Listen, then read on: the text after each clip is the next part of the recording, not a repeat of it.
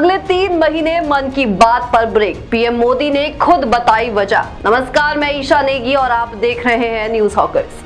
प्रधानमंत्री नरेंद्र मोदी ने अपनी मासिक रेडियो कार्यक्रम मन की बात के 110वें एपिसोड के जरिए लोगों को संबोधित किया।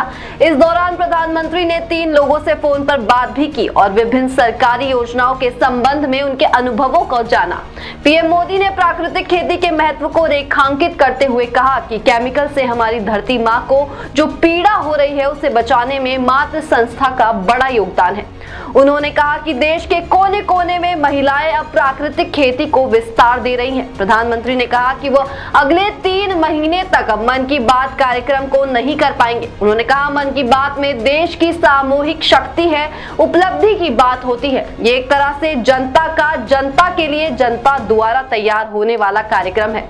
अब आगे 3 महीने मन की बात का प्रसारण नहीं होगा। पीएम मोदी ने कहा कि देश में लोकसभा चुनाव का माहौल है और जैसे कि पिछली बार हुआ था, संभावना है कि मार्च के महीने में आचार संहिता भी लग जाएगी। ये मन की बात की बहुत बड़ी सफलता है कि बीते 110 एपिसोड से हमने इसे सरकार की परछाई से भी दूर रखा है।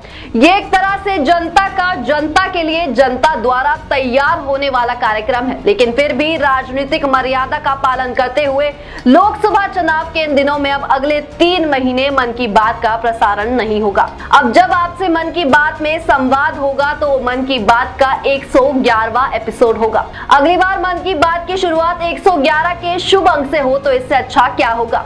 इस दौरान पीएम मोदी ने जल संरक्षण का भी जिक्र किया और बताया कि कैसे रेन वाटर हार्वेस्टिंग से पानी बचाया जा सकता है।